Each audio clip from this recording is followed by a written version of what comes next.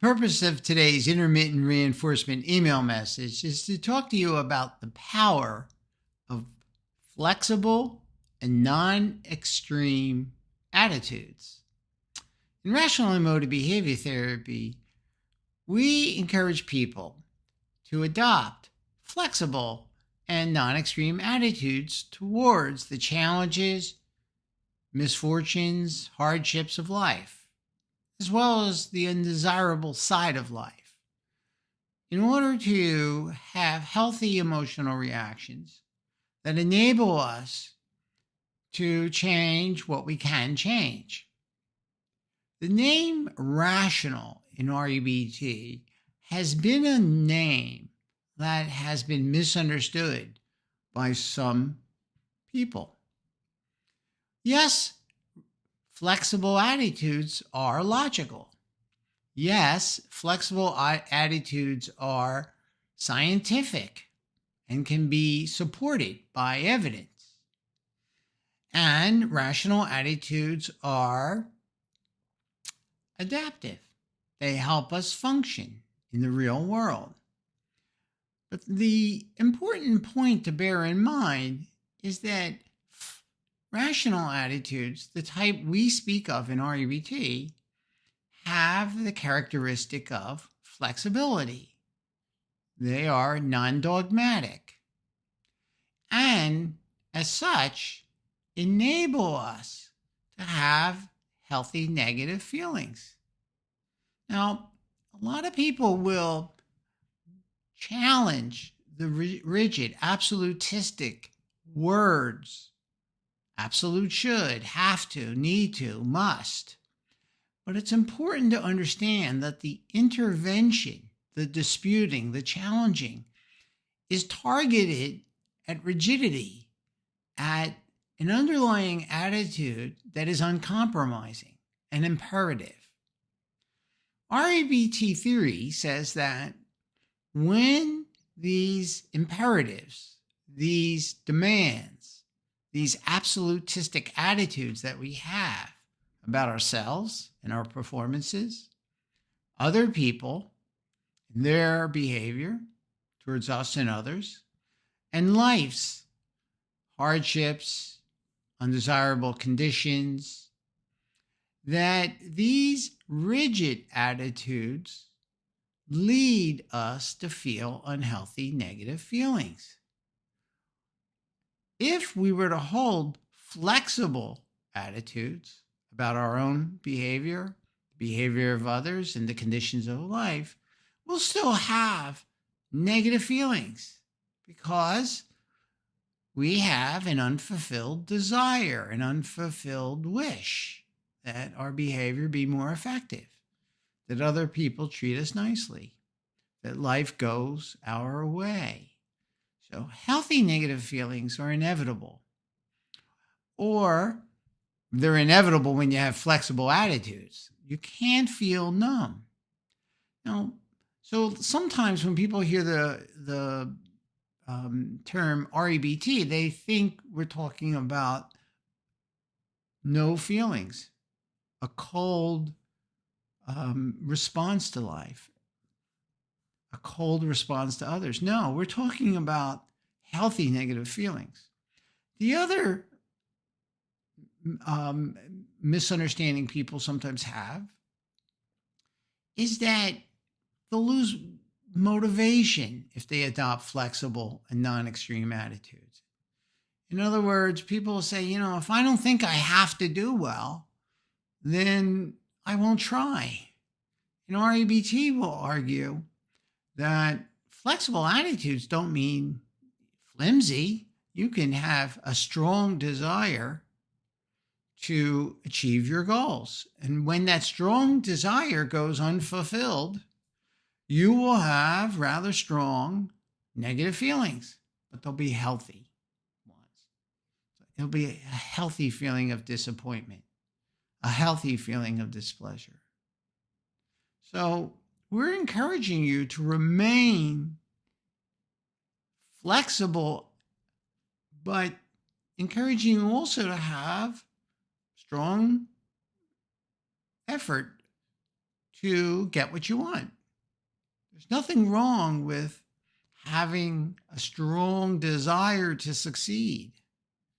However, a strong desire to succeed is never absolutistic. And so in REBT, it's important that you understand this distinction, that we are targeting rigidity in the hopes of introducing a flexible mental state of mind, or at least inducing a flexible mental state of mind. Now, REBT will argue that when we have rigid attitudes about ourselves, others, and life, we're likely to then produce extreme secondary derivative attitudes. And these add fuel to the fire of unhealthy emotion.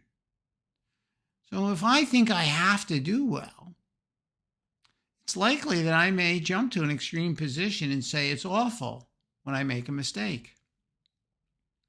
Or if I say to myself, or if I hold the attitude, it's not just saying to yourself, it's really having the stance towards adversity that's rigid. If I say, you have to treat me nicely, but not say it, but really believe that people must treat each other nicely, then there's a good chance when they don't treat me and others nicely, I could say it's intolerable. And that's false to the facts. Or I might tend to say, that person who treated the other person badly is a bad person, which is also an extreme position. Intolerable, awful, and then overgeneralizing about someone as a bad person based upon a bad action are all extreme positions. Rather, flexible thinking would lead to non-extreme, more moderate attitudes, secondary attitudes. So if I hold the attitude, I want to do well, and don't, I may very well say to myself and think, well, my performance wasn't so good, but it's not awful or terrible. It could have been improved. If I am mistreated by someone or face a difficult set of circumstances, which I wish didn't exist, there's a good chance that I will then have a healthy secondary derivative attitude, like it's uncomfortable when I face certain conditions in life, not unbearable. And when it's worth it to me, I will try to do better and change what I can change, influence the other party, change the circumstances. If I hold a flexible attitude towards another person, such as I wish they would treat me nicely, there's a good chance that I'll see their misbehavior and not overgeneralize about it.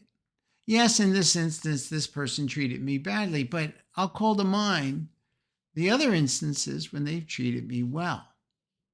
So REBT is not against generalizations. It's overgeneralizations that we're trying to show get people in emotional hot water.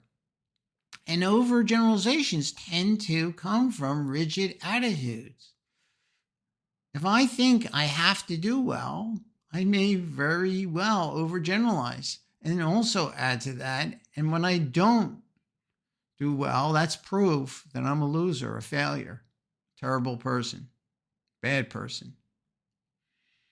So REBT really is encouraging flexible and non-extreme thinking. Yes, we could say it's encouraging rational thinking.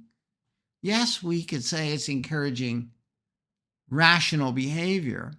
But be clear that what we mean by rational is behavior that helps us adapt to reality, that works in the real world. Attitudes that are flexible work in the real world. None of us will always get what we want. And if we think we must, we will be angry and have self-defeating emotional reactions that will undermine us as we attempt in the future to get what we want or to address reality in an effective way. Flexible and non-extreme thinking is, in my view, something that you want to discipline yourself to adopt. At the tempting moment, strive to not yield to the temptation of rigid thinking. Ellis argued it was human nature for humans to go from a state of desirousness to rigid thinking when they are confronted by adversity, and that adversity is significant. So, for example, it's much easier to say, well, I prefer apples over oranges. And you go to the store and there's no apples, to not be upset about that. It's relatively a weak preference. However, if I say to myself and hold the attitude, I absolutely must have the love and approval of a particular individual, or I absolutely have to do well in this area that's important to me, the probability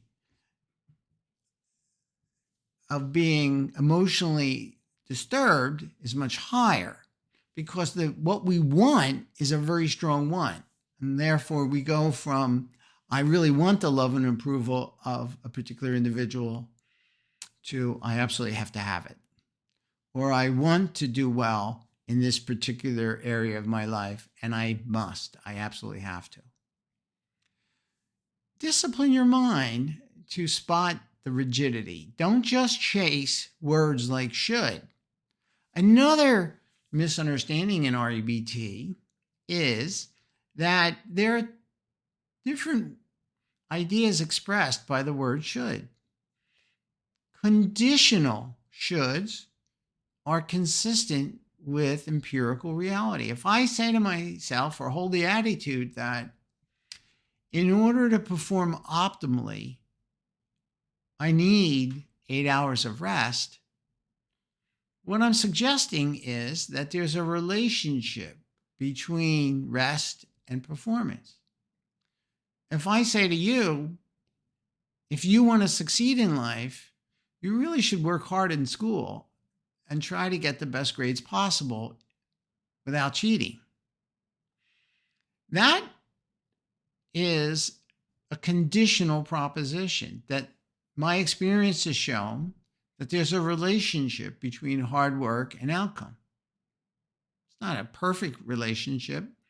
So you can't just listen to yourself use words. You have to step back and ask yourself, have I adopted a rigid attitude here? If I say to you, I heard the weather report and it should be quite cold tomorrow, I may very well be saying there's a probability that it will be cold tomorrow. I'm not demanding that it be cold tomorrow. I'm just suggesting that based upon the National Weather Bureau, there's a good probability the conditions will be right based upon past conditions and the knowledge that weather forecasters have. There's a good probability it'll be cold tomorrow. So I think REBT is sometimes misunderstood by consumers, psychological services. They think that we're trying to get them to feel no emotions, when in fact, we're very clear about emotion. We want you to have negative emotions. As my good friend, Dr. Wendy Dryden says, it's good to feel bad sometimes, right? If we err and we're honest with ourselves, it's good to acknowledge our error and that we didn't want to err. And we're going to feel disappointment, displeasure, maybe even remorse if we've acted unethically.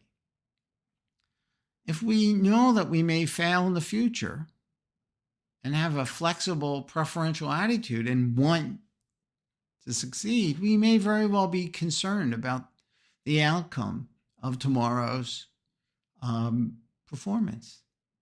That's different than anxiety.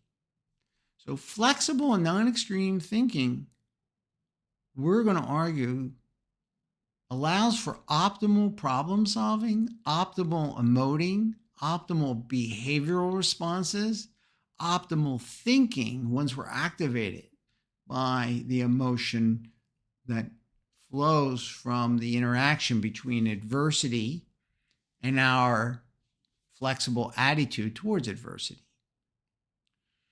So I've covered many points today in this video, and I think they're important ideas that someone who wants to understand REBT well should preferably